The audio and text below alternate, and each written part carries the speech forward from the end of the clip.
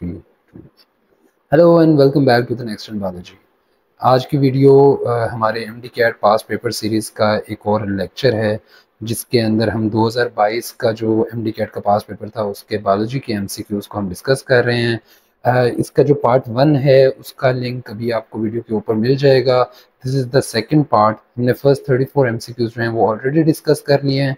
तो इस वीडियो में हम जो रिमेनिंग 34 एमसीक्यूज़ हैं 2022 पास पेपर के एमडी कैट के, उनको हम डिस्कस भी करेंगे, उनके करेक्ट ऑप्शंस के बारे में बात करेंगे and we will also revise the concept about which that MCQ is. चलें without further delay let's start today's lecture. आज के लेक्चर का जो हमारा पहला एमसीक्यू है और यूएचएस एमडी कैट का ये 34th एमसीक्यू बनता है। that MCQ states enzymes lower the activation energy by stabilizing the transition state of a metabolic reaction due to enzymes की एक प्रॉपर्टी होती है कि वो जो एक्टिवेशन एनर्जी है उसको लोअर कर देते हैं और transition state of a metabolic reaction को भी स्टेबलाइज करते होते हैं। तो what are the reasons behind that? The very first option is changing conditions within the active site, changing condition within the protein framework, rearranging the fatty acids in the active site or distorting the molecules in the allosteric site। अच्छा, ये हमारे पास चार options हैं। The first one is changing conditions within the active site. This is the correct option. Basically enzymes काम ही ऐसे करते हैं। सबसे पहले तो ये चीज़ आप इस ग्राफ को जरा अंडरस्टैंड करें कि in this graph we can see that enzymes basically lowers the activation energy. ये जो रेड लाइन है ये शो कर रही है reaction with enzyme and this purple line या blue line this represent the reaction without enzyme. आप देख सकते हैं यहाँ पर the energy required for the reaction is much higher. ये काफ़ी हायर एनर्जी है। लाइन थोड़ी सीधी नहीं हुई बट स्टिल। और ये जो एनर्जी रिक्वायर्ड है with enzyme is much much lower. So enzymes एक तो एक्टिवेशन एनर्जी को लोअर करते हैं बाय डिफरेंट मैकेनिज्म्स। वो जो सबस्ट्रेट्स की ओरिएंटेशन को चेंज कर सकते हैं, सबस्ट्रेट के फंक्शनल ग्रुप को चेंज कर देते हैं, चार्ज डिस्ट्रीब्यूशन उसके अंदर इन्वॉल्व होती है। So there are various mechanism जिसके थ्रू वो एक्टिवेशन एनर्जी को लोअर करते हैं। As far as this MCQ is concerned, the correct option for this MCQ is option A, by changing conditions within the active site। Active site basically जो उस enzyme है उसकी major catalytic site है। जो catalysis का process है वो basically perform होता है at the active site. So changing condition within the active site is the mechanism through which the enzymes lower the activation energy। Changing conditions within the protein framework। अच्छा, जो enzyme है they are made up of proteins, yes definitely। लेकिन जो इनका protein framework है इसका basic function होता है about the providing the shape and the support to the enzyme। ठीक है, ये उसकी shape और उसको जो mechanical support चाहिए होती है, framework चाहिए होता है, उसमें involved होता है। कैटालिसिस के process के अंदर ये involved नहीं होता। So that's why it is wrong। Rearranging the fatty acids in the active site, one must know that active site is not is made up of amino acids, not the fatty acids। So this is not right as well। Distorting the molecules in the allosteric site। Allosteric site basically enzyme के अंदर एक site होती है जो कि एक different regulatory mechanism है allosteric site का टोटली, जो इनिबिशन के अंदर कंपेटिटिव इनिबिशन या नॉन कंपेटिटिव इनिबिशन के अंदर वो रोल अपना प्ले करती है, but it is not related with this MCQ और कैटालाइसिस के अंदर इनका बिल्कुल भी रोल नहीं होता। Let's go to the next MCQ। The second MCQ is what is the best physiological pH for optimum functioning of most cellular enzymes in humans। Humans के अंदर बेस्ट फिजियोलॉजिकल पीएच कौन सी है जिसके ऊपर ज्यादातर एंजाइम जो है वो अपनी ऑप्टिमम फंक्शनिंग ऑप्टिमम काम कर रहे होते हैं? The option we have is 2 to 3 pH, 3 to 5 pH, 6 to 8 pH and 8 to 10 pH। अच्छा, ऐसा है कि ह्यूमन बॉडी के अंदर जो एंजाइम्स हैं वो ज्यादातर जो काम करते हैं वो बेसिकली न्यूट्रल पीएच के इर्द गिर्द ही काम कर रहे होते हैं।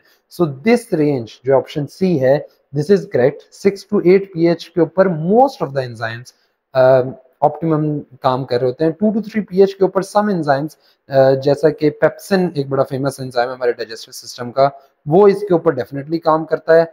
बट यहाँ पर पूछा गया है कि मोस्ट ऑफ द एंजाइम्स जो है मोस्ट सेलुलर एंजाइम्स, तो this won't be the right option. Similarly 3 to 5 pH is also acidic. 8 to 10 के अंदर भी अगर हम बात करें तो another digestive enzyme that is called as trypsin.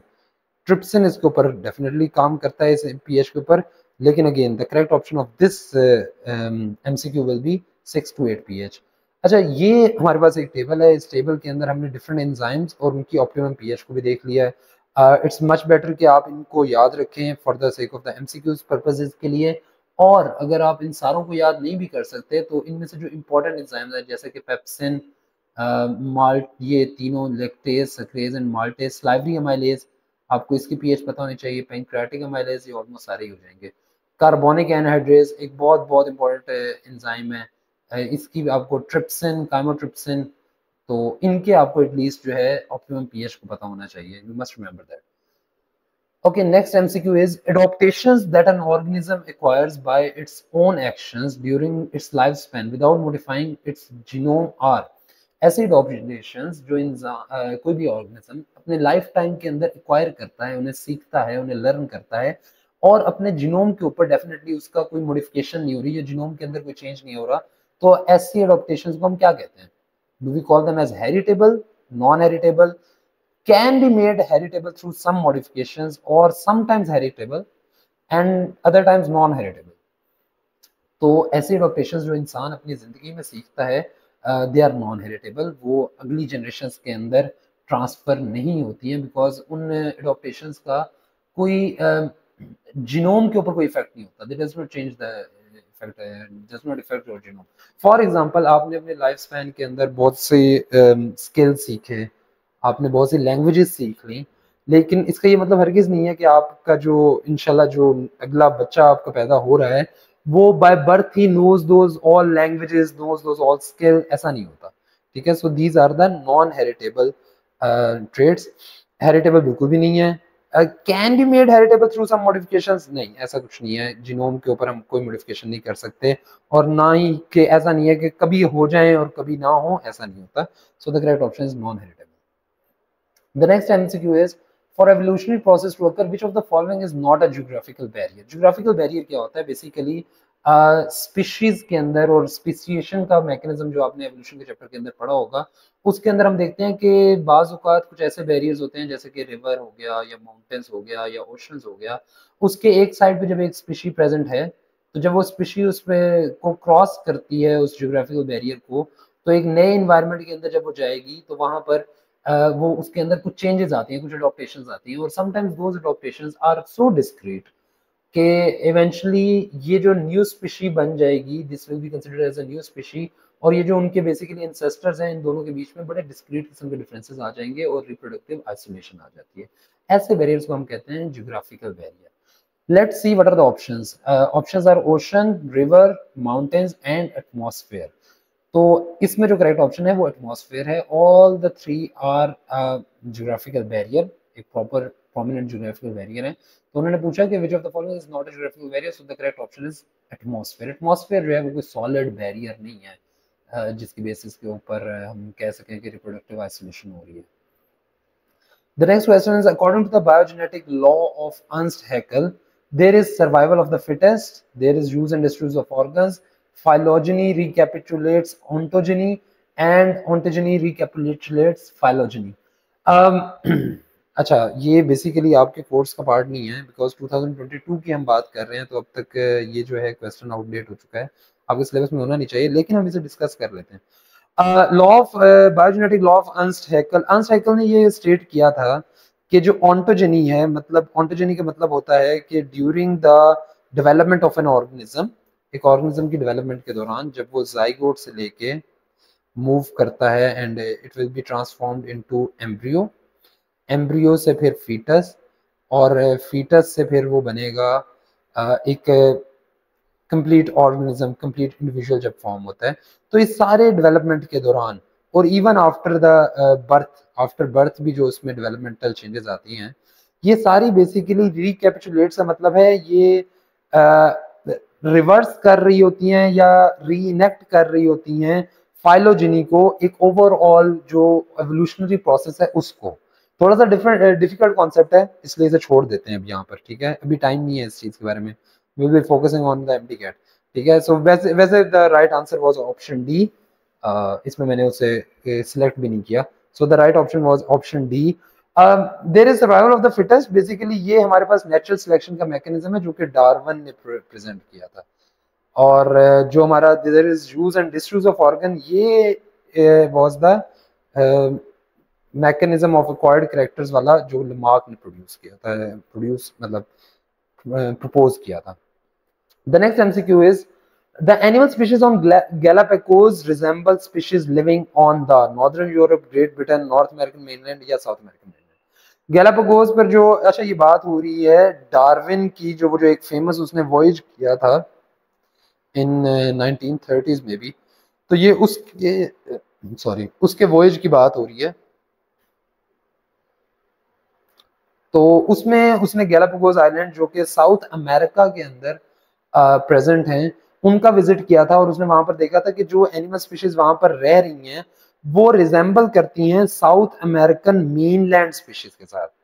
उसने एक स्पेसिफिक टर्म दी थी कि they had a South American stamp on it, meaning के they had a very close resemblance with the South American mainland and they were different from the species जो कि present है on the European island mainland या फिर North American mainland. So that is the ये basically basis थी Darwin की, जो उसने नेचुरल सिलेक्शन की दी थी, और उसने जो पैलियोंटोलॉजी को रिलेट किया था with the evolution. So the next MCQ is digested food from the intestine is carried to the liver by hepatic artery, hepatic vein, hepatic portal vein, or hepatic portal artery. So the correct option is the hepatic portal vein. Hepatic portal vein से digested food जो है वो artery से move करती है और जाती है liver में।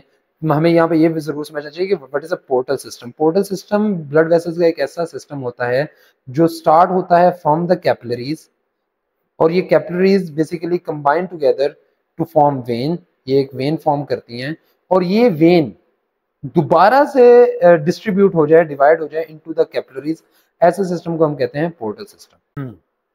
वैसे तो आर्टरीज डिवाइड होती हैं और वो फॉर्म करती हैं कैपिलरीज को, और ये कैपिलरीज फिर फ्यूज टुगेदर होती हैं, मिलती हैं, दे फॉर्म वेन्स, ये वेन्स फॉर्म करती हैं। लेकिन ये portal system is a bit unique in this regard कि इसमें capillaries will fuse together to form vein, and that vein will again divide into the capillary. So it is a system that starts from a capillary network and ends at a capillary network. So this is the right answer of this MCQ is hepatic portal vein। यहाँ पर इस diagram के अंदर आप देख सकते हैं ये हमारे पास hepatic portal vein है। यहाँ पर आप देखें ये स्टमक जो है और ये हमारी इंटेस्टाइन है, यहाँ से जो कैपिलरीज हैं they will combine together to form a vein that is called as hepatic vein and hepatic portal vein, and this hepatic portal vein will again divide into capillary network, और ये capillary network combine कर जाता है, form करता है hepatic vein को, और ये hepatic vein फिर जाती है into the inferior vena cava के अंदर। तो ये पूरा ब्लड सर्कुलेटरी सिस्टम हमारा है जो डाइजेस्टिव सिस्टम और लिवर को आपस में कंबाइन करता है। This is called as hepatic portal vein. Okay, so the next MCQ is dash proteins are produced by डब्ल्यूबीसीज in response to dash and provide immunity. कौन सी प्रोटीन्स हैं जो कि डब्ल्यूबीसीज प्रोड्यूस कर रही हैं और हमारे इम्यूनिटी भी प्रोवाइड कर रही हैं? The correct option is antibiotics and antigen. Is it right? Antibodies and RBC, globulin and histamine, and the last option is antibodies and antigen.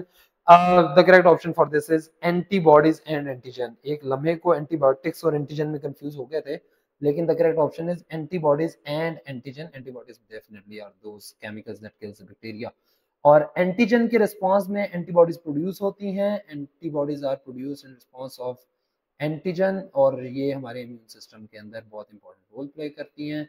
So the option D was the correct option. Okay, so the next MCQ is the lymphatic vessel of the body empty the lymph into the bloodstream। ऐसा कौन सा point है जहाँ पे lymphatic vessels जो हैं which are part of the lymphatic system वो blood stream के अंदर लिम्फ को, या जिसे हम टिश्यू फ्लूइड भी कहते हैं, उसको ड्रेन आउट करता है, उसको मिलाता है हमारे ब्लड सर्कुलेटरी सिस्टम के साथ। Lymphatic system is a system that runs parallel to the blood circulatory system, और ये एक रिसाइकलिंग कर रहा होता है टिश्यू फ्लूइड को, दोबारा से ब्लड का पार्ट बनाता है। तो वी हैव टू सी कि कौन सा ऐसा पॉइंट है जहाँ पे वो उसको एम्प्टी करता है। The options are abdominal vein, jugular vein, subclavian vein and the bile duct. So the right option for this MCQ is subclavian vein। Subclavian vein वो point है जहाँ पर lymph becomes part of the blood circulatory system। Abdominal vein is the wrong option। Jugular vein is very close to the subclavian vein, but it is not the exact point जहाँ पर वो आके मिलता है। और बाइल डक्ट तो हमें पता है कि bile duct is the point जहाँ पर बाइल बेसिकली वो स्मॉल इंटेस्टाइन के अंदर एंटर होती है थ्रू द गॉल ब्लैडर। तो this is all the three rest are wrong and subclavian vein is the right. अगर हम यहाँ पर इधर देखें तो यहाँ पर हमें नज़र आता है कि this is the lymphatic capillaries, this is the lymphatic vessels, ये लिम्फेटिक वेसल है। और ये हमारे पास ये जो लिम्फेटिक डक्ट है इसे हम कहते हैं thoracic duct. Thoracic duct is one of the largest lymphatic vessels. Thoracic duct it is just like the, जैसे हम इंफीरियर वेना केवा की बात करें, और ये वो पॉइंट है जहाँ पर बेसिकली सबक्लेवियन वेन और थोरेसिक डक्ट आपस में मिलते हैं। So the next MCQ is flow of blood in the capillaries is adjusted by heart directly, precapillary sphincters, meta-arterioles and valves. जो ब्लड का फ्लो है कैपिलरीज के अंदर वो किस तरह से एडजस्ट होता है या किस तरह से कंट्रोल होता है? The correct option is the pericapillary sphincters. Pericapillary sphincters are small smooth muscles के रिंग्स हैं जो कि कैपिलरीज के बेस में मौजूद होते हैं और उसको ब्लड के फ्लो को वो कंट्रोल करते हैं। हार्ट का ताल्लुक बेसिकली ब्लड प्रेशर के साथ है, but it is not related to the blood flow, so this is not the right option. Valves का बारे में हमें पता है कि they are present in the veins, ठीक है, वॉल्स तो वेन्स में प्रेजेंट होते हैं। मेटा आर्टीरियोल बेसिकली वो एक वेसल है जो कि कैपिलरीज को आगे ब्रांच आउट कर रही होती है, but this is not the one that controls the blood flow. यहाँ पर अगर हम इस डायग्राम में देखें तो ये देखें, ये हमारे पास बेसिकली मेटा आर्टीरियोल्स हैं, this one is the Meta arterioles, और ये जो पॉइंट है this is the point where precapillary sphincters are present. Next MCQ is the pressure exerted by a solution separated by a semi-permeable membrane from pure water is. Pressure exerted by solution, एक ऐसा solution जो कि separate हो रहा है semi permeable membrane से from pure water, उसके pressure को हम क्या कहते हैं? Osmotic pressure, soil potential, solid potential या solvent potential, and the correct option is osmotic pressure. It is the osmotic pressure, the pressure that is exerted by the solution, और उसके बीच में सेमी परमेबल वॉल होती है, और so the correct option is osmotic pressure. The next MCQ is which of the following is not a consequence of anaerobic respiration in human muscle cells? हमें पता है कि ऑक्सीजन जब कम होती है तो हमारे जो मसल सेल्स हैं वो बेसिकली वो प्रीडोमिनेंट पाथवे से एरोबिक रेस्पिरेशन से शिफ्ट कर जाते हैं इनटू द एनारोबिक रेस्पिरेशन, जिसके नतीजे में लैक्टिक एसिड की अकोमुलेशन होती है। What are the consequences? इसके क्या नतीजे हो सकते हैं? क्रैम्प्स, यस, क्रैम्प्स पड़ते होते हैं, पेन भी होता है, एग्जैक्टली जब हमें बहुत ज़्यादा हम वर्कआउट कर लें, एक्सरसाइज कर लें तो टायर्डनेस भी होती है, थकावट भी हो जाती है, we are not able to get up. High consumption of energy is not the right option, ये किसी तरह से भी करेक्ट ऑप्शन नहीं है, क्योंकि इसके अंदर टोटल जो ATPs की प्रोडक्शन है वो काफ़ी कम होती है। There are 2 ATPs produce in as a result of anaerobic respiration. Aerobic के अंदर कितने MCQ कितने ATPs होते हैं? You have to tell me. So the correct option is high consumption of energy. The next MCQ is the respiratory surfaces exhibit the following characteristic. जो respiratory surface होती है उनके अंदर कौन सी characteristic पाई जाती है? It must be permeable, it must be thick for low diffusion, it should be non-vascularized, and it should have low ventilation mechanism. All the three B, C, and D are wrong. Our respiratory surface must be thin. जितनी thin होगी उतना ज़्यादा उसके अंदर exchange ज़्यादा होगा। It should be well vascularise, it should be well rich blood supply होनी चाहिए, and should have high ventilation का मैकेनिज्म होना चाहिए। सो यहाँ पर जो ऑप्शन है it must be permeable, that is the only correct option. The next here is the characteristics of the respiratory surface as well. Thin walls, most moist inner surface, huge combined surface area, and the rich blood supply. Each alveolus is surrounded by capillaries. The next MCQ is which of the following is a prokaryote?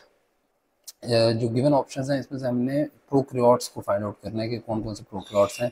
इसमें protista है हमारे पास, E coli है, amoeba है, and fungi. It should be very easy that E coli is the right option. Protista, amoeba is also type of the protist or fungi. They all are eukaryotes. Okay, so the next MCQ is number of layers present in Gram negative bacterial cell wall. Bacterial cell wall में कितनी layers present होती हैं उसके number हमने find out करना है, 1, 2, 3 और 4, and the correct option is 3. So there are basically 3 layers in the gram negative bacterial cell wall. एक हमारे पास आउटर मेम्ब्रेन होती है जो कि और उसके बाद एक थिन लेयर है पेप्टिडोग्लाइकन की, और उसके बाद हमारे पास एक इनर मेम्ब्रेन है towards the cytoplasm. So these are the three layers present in the gram negative bacterial cell wall. उसके बाद जो नेक्स्ट एमसीक्यू है, the division of cocci in three planes form sarcina या sarcina which is a tube of dash cocci. एक जो सार्सिना की formation है जब एक कॉक्साई डिवाइड करता है इन थ्री प्लेन्स, एक दो और तीन प्लेन्स में जब ये डिवाइड करता है तो ये क्यूब लाइक फॉर्मेशन फॉर्म करता है जस्ट लाइक दिस। तो इसमें टोटल नंबर कितना होगा कॉक्साई का, बेसिकली चार ये फ्रंट पर हो जाएंगे, चार इसकी बैक साइड पे हो जाएंगे। तो the correct option should be, let's see, 2, 4, 8 और 16 and the correct option is 8। Total 8 cocci are present in a sarcina. यहाँ पर अभी ये इस डायग्राम में आपको चीज़ें बहुत बेहतर तौर पे नजर आएंगी। If there is a single plane division then there is a diplococci form या स्ट्रेप्टोकोकस फॉर्म होता है, स्ट्रेप्टोकोकाई फॉर्म होता है। अगर there are two planes then tetrad is form जिसके अंदर चार टोटल होंगे, और if there is three plane division तो फिर हमारे पास सार्कीना या स्टेफिलोकोकाई फॉर्म होंगे। So the correct option of 4 MCQ is there is total 8 number of cocci present in single sarcoma. The next MCQ is which of the following statement is correct? Tuberculosis and pneumonia are caused by gram-positive bacteria. अच्छा, tuberculosis and pneumonia are caused by gram-negative bacteria. अच्छा, tuberculosis is basically not caused by gram-positive or gram-negative, दोनों ही नहीं होता. Tuberculosis is caused by a different type of bacteria. So ये दोनों option तो pneumonia is a lung disease caused by gram-negative bacteria and tuberculosis is a disease caused by gram. तो जो मैंने आपको बताया, tuberculosis is not caused by gram-positive or negative bacteria. It is basically caused by another type of bacteria. सो ये option भी हमारे पास गलत है, ये ऑप्शन भी गलत हो गया, तो एलिमिनेशन मेथड से ये तीनों गलत हो गए, हमारे पास ये वाला एक ऑप्शन बच गया। Pneumonia is a lung disease caused by gram negative bacteria. Although के pneumonia is caused by gram positive as well as gram negative, दोनों बैक्टीरिया जो है वो कॉज करते होते हैं, but we will go with the gram negative यहाँ पे चूंकि लिखा हुआ है, तो we will go with this. So gram-negative bacteria is the cause of pneumonia. The next option is nitrophile bacteria are examples of heterotrophic bacteria, chemosynthetic, saprotrophic and parasitic. And the correct option is chemosynthetic. Nitrophile bacteria जो कि nitrogen fixation के अंदर अपना role play करती हैं, they are basically chemosynthetic bacteria, heterotrophic नहीं है। ये अपने ऑर्गेनिक कंपाउंड्स को खुद प्रिपेयर करती हैं by using the chemical energy. Saprotrophic होते हैं जो डेड ऑर्गेनिज्म पर, और पैरासिटिक होते हैं जो दूसरे ऑर्गेनिजम्स के ऊपर डिपेंडेंट होते हैं for the food. So all the three of rest are wrong and chemosynthetic bacteria is the right option. The next MCQ is each human testis is divided into 50 to 100 lobules, 150 to 200 lobules, 200 to 300 lobules and 250 to 300 lobules. ऐसे MCQs are a bit confusing. अब आपको यहाँ पर नजर आ रहा होगा कि एक ऑप्शन आपके पास है 200 to 300 लोब्यूल्स, एक है 250। If you mark the C तो इसके अंदर ये रेंज आ जाएगी, but we have to be more specific. So the correct option is option D, there are 250 to 300 lobules present in each human testis. यहाँ पर आप ये डायग्राम के अंदर देख सकते हैं, दीज आर द लोब्यूल्स, ठीक है। और हर लोब्यूल के अंदर there are almost 3 to 4 seminiferous tubules मौजूद होती हैं। तो टोटल जो सेमिनिफेरस होंगी वो समवेयर अराउंड 1000 हो जाती हैं। तो the correct option is 250 to 300 lobules are present in each testis. The next question was which cells in human males are responsible for the release of testosterone. Testosterone hormone की जो release है, male sex hormone, उसके लिए कौन से cell responsible है? Pituitary gland, hypothalamus, सर्टोलाइज sales और Leydig cells. Pituitary gland नहीं है, ब्रेन से हमारा टेस्टोस्टेरोन नहीं प्रोड्यूस हो रहा होता, दिस इज रॉन्ग। हाइपोथैलेमस भी नहीं है। Sertoli cells are basically present within the testis, but they are also not responsible for the production of testosterone. So the correct option is Leydig cells are the cells which are responsible for the production of testosterone. यहाँ पर हम देख सकते हैं। अच्छा, इस तरह की डायग्राम्स भी आपको पता होनी चाहिए इन केस फॉर द एमडीकेट प्रिपरेशन। आपसे डायग्राम देख कर भी पूछा जा सकता है about that what type of cell is this. So ये हमारे पास यहाँ पर Leydig cells प्रेजेंट हैं which are responsible for the production of testosterone. The next MCQ is fertilized ovum is implanted in and undergoes further development in the.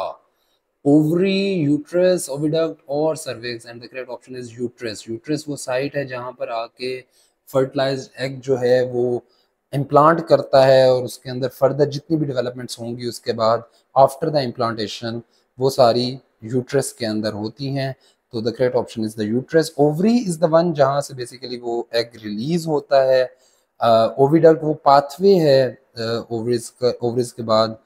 यहाँ पर अगर हम देखते हैं तो दिस इज द पाथवे जिसके अंदर बेसिकली जाइगोट फॉर्मेशन होती है। जाइगोट से फिर हमने उसकी डिफरेंट डेवलपमेंटल स्टेजेस पढ़ी, मोर्यूला फॉर्मेशन, ब्लास्टोसिस्ट फॉर्मेशन, और इस तरह से करके eventually it will B implanted within the uterus. Uterus के अंदर आके वो इम्प्लांट हो जाएगा, और इम्प्लांटेशन के बाद उसके अंदर फर्दर डेवलपमेंट होगी।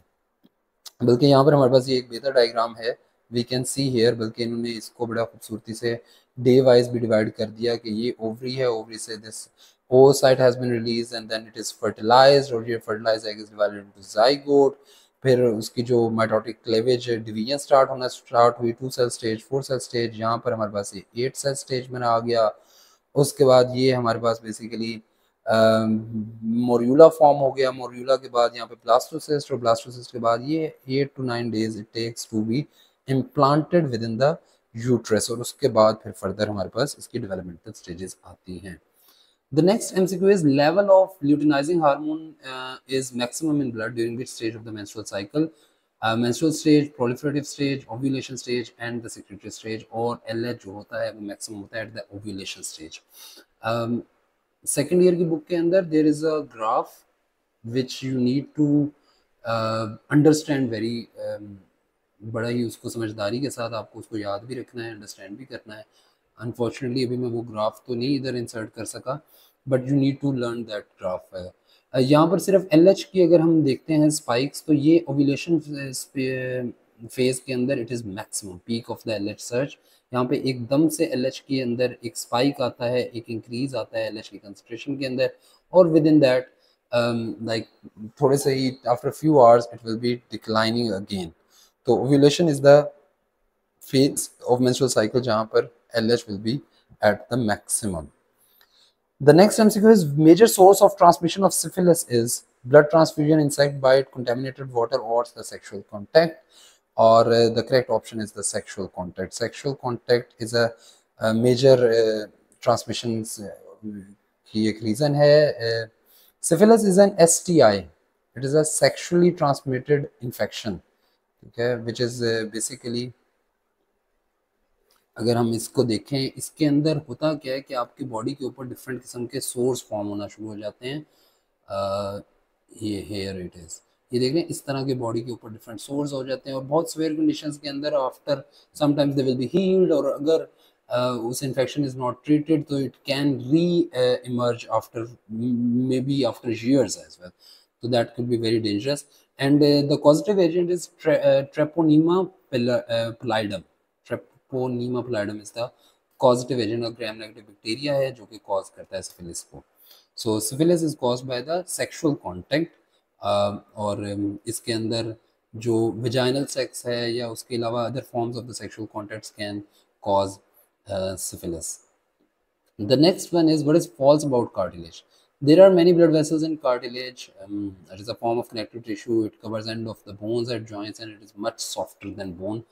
कनेक्टिव टिश्यू भी है, जॉइंट्स के एंड्स पर भी प्रेजेंट होता है, बोन से सॉफ्टवेयर भी है, हमने देखने के बट इज फॉल्स, तो basically this is the false. Cartilage के अंदर ब्लड वेसल्स नहीं होती हैं, कार्टिलेज इज एवेस्क्यूलर, और इसके अंदर जो न्यूट्रिएंट्स होते हैं उनकी ट्रांसफ़र होती है through the process of diffusion.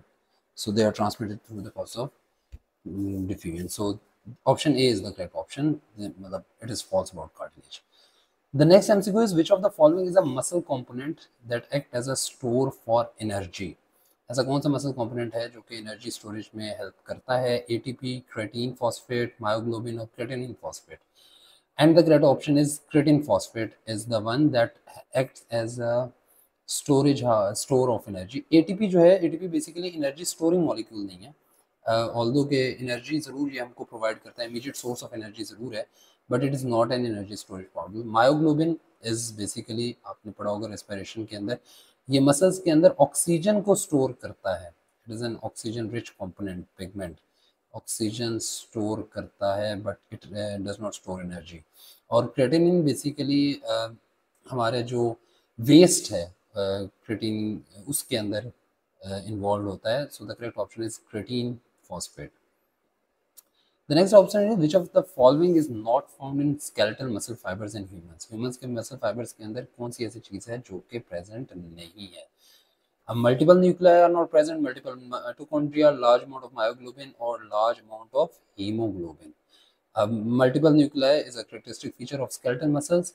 Multiple mitochondria भी प्रेजेंट होते हैं बिकॉज दे आर वेरी मतलब एनर्जी उनको रिक्वायर्ड होती है, और माइटोकॉन्ड्रिया बचपन से पढ़ते आ रहे हैं power house of the cell.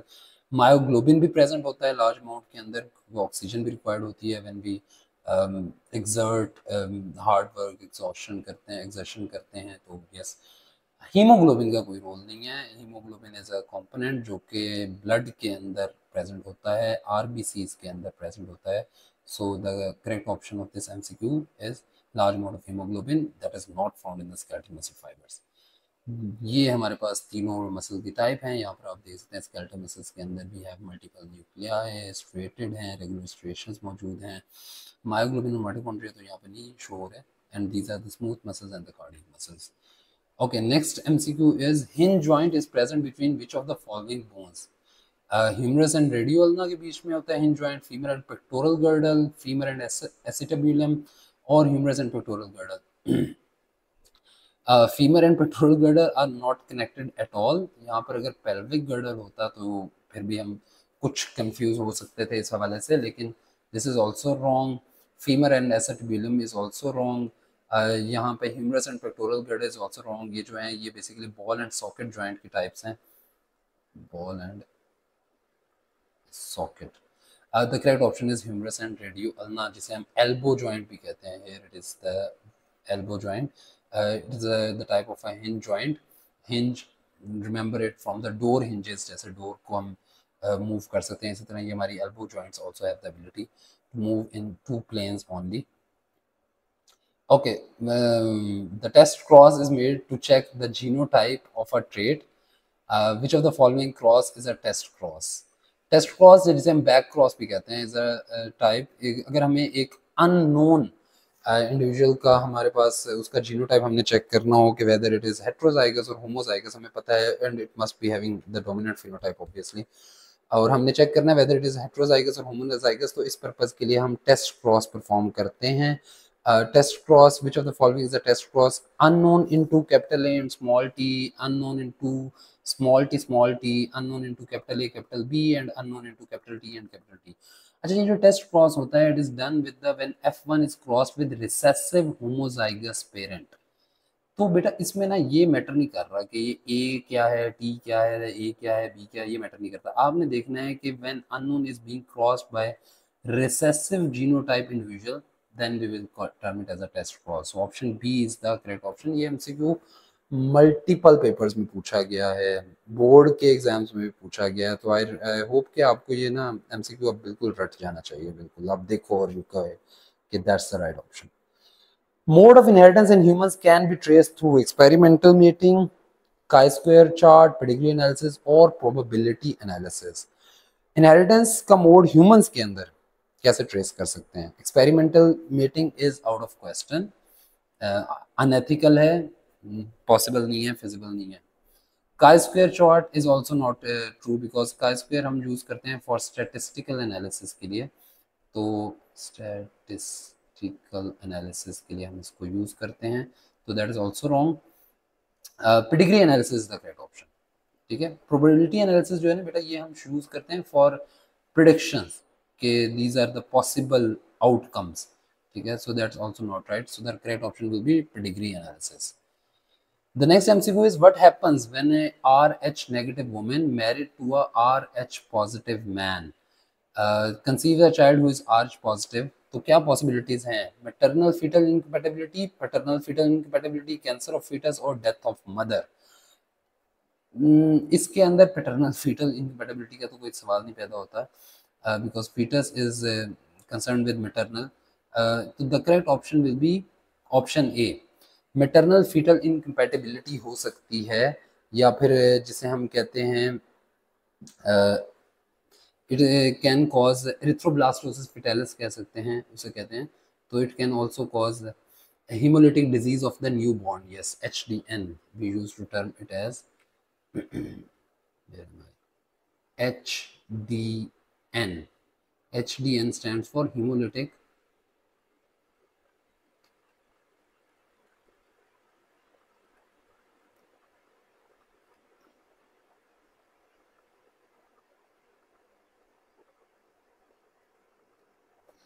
hemolytic disease of newborn. It can be caused due to this maternal fetal incompatibility. So the correct option is option A. यहाँ पर हम देख सकते हैं कि इन केस, ये इसमें मैकेनिज्म क्या होता है कि in case if the fetal blood somehow mixes with the maternal blood, और जो मदर है that is basically RH negative, तो उनकी बॉडी के अंदर एंटीबॉडीज, RH एंटीबॉडीज प्रोड्यूस होना स्टार्ट हो जाएंगी, और in the future pregnancies there is a possibility that those antibodies will enter into the fetal body, fetus की बॉडी के अंदर एंटर हो जाए और उसके ब्लड को वो क्लॉट करना स्टार्ट कर दें, उसकी ग्लूटिनेशन स्टार्ट कर दें, तो जिसके नतीजे में बेसिकली उस फीटस की डेथ भी हो सकती है, मदर के लिए कॉम्प्लिकेशंस भी हो सकती हैं. सो the correct option of this MCQ was maternal fetal incompatibility. The next MCQ is DNA stores biological information in discrete units termed as genes, phenotypes, karyotypes or cells, and the correct option is genes. ये भी आप अगर MD cat के लिए appear होना चाह रहे हैं और if you don't know about this concept then it is very alarming. Genes is the basically unit of DNA जहाँ पर बेसिकली बायोलॉजिकल इंफॉर्मेशन होती है. Phenotype is a very different concept, वो तो एक्सप्रेशन की बात हो रही है. कैरियोटाइप हमारे ये क्रोमोसोमल मेकअप होता है किसी भी इंडिविजुअल को, उसको हम कैरियोटाइप कहते हैं. सेल्स किसे कहते हैं ये आप लोग खुद ही इसको डिसाइड करें. Okay, the next MCQ is to study sex linkage in Drosophila. Morgan mated white-eyed males with wild-type red-eyed females. What will be the phenotype of the offspring? All red-eyed females and females, red-eyed females and white-eyed males, white-eyed females and red-eyed males, and all white-eyed females and males. Morgan का famous experiment है sex linkage के हवाले से in Drosophila. You need to go through that. The correct option of this is all red-eyed males and females. अगर Morgan ने जो white eyed males को mate किया with the red eyed females, यहाँ पर हमारे पास ये वाला क्रॉस आ रहा है. जब उसने वाइट आइड मेल्स को मेट किया with the red eyed female को मेट किया विद वाइट आइड मेल्स, तो this is the whole cross in which we can see कि at the end he received red eyed females and red eyed males. इसके पास red eyed males और red eyed females आई थी. इस cross को आपने देखना है, इसको आपने अंडरस्टैंड भी करना है. Okay, so the next MCQ is which one of the following is an X-linked dominant disorder? Hemophilia, color blindness, hypophosphatemic rickets, or hypertrichosis? The correct option is X-linked dominant. उन्होंने पूछा है, the correct option will be hypophosphatemic rickets. It is an X-linked dominant trait. ये जो दोनों हैं, these are the X-linked recessive traits.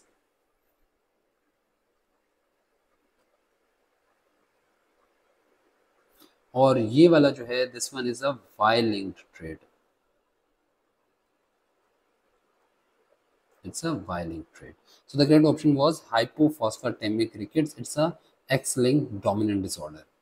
The next MCQ is competitive inhibitors compete with enzymes, product, substrate or coenzyme. The correct option is जो competitive inhibitors होते हैं वो basically substrate के साथ compete कर रहे होते हैं, मुकाबला उनका सबस्ट्रेट के साथ होता है to occupy the active sites. यहाँ पर हम देख सकते हैं this is an enzyme, this is a substrate and this is a inhibitor which has the similar shape. तो अब इन दोनों के बीच में कंपटीशन होगा, सबस्ट्रेट वर्सेस इनहिबिटर, और अगर इनहिबिटर ने ऑक्यूपाई कर ली active site then there will be no reaction because आपकी active site is blocked. So the correct option of this MCQ is that competitive inhibitors compete with substrate. The next MCQ is non-competitive inhibitor molecules have a similar structure to the normal substrate molecule, a quite different structure from the substrate molecule, a different conformation but fit into the active site, a similar conformation but does not fit into the active site. अच्छा, ये जो दो non-competitive है इनका कोई मुकाबला नहीं है, ठीक है, इन भाई साहब ने क्या किया कि इन्होंने बेसिकली अपना रास्ता ही जुदा कर लिया। तो ये एक्टिव साइट पर उनका कोई रोल नहीं है, they have found a different site. तो एक तो ये आप इसको दोनों को एलिमिनेट कर दें। अच्छा, अब जब वो compete ही नहीं कर रहा है तो स्ट्रक्चर सिमिलर रखने का तो क्वेश्चन ही नहीं आता। So this is also wrong. The correct option is that their structure is quite different from the substrate molecule because they are not competing with the substrate. तो वो स्ट्रक्चर डिफरेंट होगा। और यहाँ पर हम देख सकते हैं कि बेसिकली एंजाइम है, this is a substrate and they have a very different structure than that substrate. और ये एक्टिव साइट है, they are not attaching with the active site, they are attaching at the allosteric site पे वो जाके attach कर जाते हैं और they will change the shape of the active site, और जिसके नतीजे में there will be no reaction. Okay, so the last basically it should be 68 questions. मेरी शायद कहीं एमसीक्यूज की काउंटिंग के अंदर some mistake has happened. So one more MCQ of the paper is that zinc ion is attached at the active site of the enzyme. Zinc ion is attached at the active site of the enzyme carboxypeptidase. The zinc ion functions as a coenzyme molecule, an activator, an inhibitor molecule, or controller of allosteric site.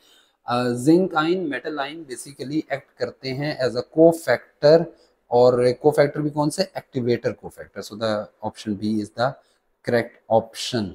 यहाँ पर हम देख सकते हैं कि this is a activator, और ये जो एक्टिवेटर है जब ये इस एंजाइम के साथ आकर अटैच करेगा then that enzyme will be able to perform the catalytic activities. That's it. हमने यूएचएस एमडी कैट का 2022 का पेपर को भी डिस्कस कर लिया, उसको रिव्यू कर लिया, उसके एमसीक्यूज को देख लिया। I wish you very good luck for the future, और बहुत ढेर सारी मेहनत करें। इंशाल्लाह इंशाल्लाह अल्लाह ताला ने चाहा तो ज़रूर आप कामयाब होंगे। और stay tuned, subscribe to the channel. Thank you.